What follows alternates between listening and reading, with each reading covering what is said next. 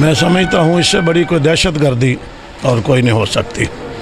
मुल्क के अवाम कई सालों से बिजली की लोड शेडिंग, गैस की लोड शेडिंग, तेल की कीमतों में इजाफे की वजह से मौत के मुंह में हैं। सारी सनत इस वक्त बंद हो चुकी है। गरीब लोग जो पावर लूमों पे काम करने वाले थे उनका कारोबार बंद हो चुका है। बेरोज़गारी की वजह से लोग मौत के मुंह में जा रहे हैं।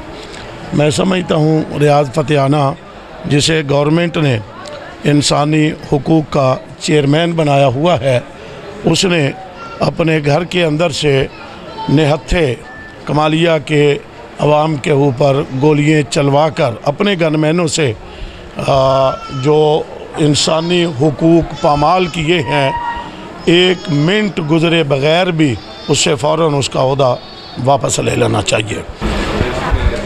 सानिया गोजरा का इससे क्या ताल्लुक़ है? दूर का भी कोई ताल्लुक़ नहीं है। ये चीचा वतनी में भी वाक़या हुआ है, ये खानेवाल में भी वाक़या हुआ है, वहाँ पर भी MNA के घर के ऊपर हुआ, वहाँ MPA के घर में हुआ है।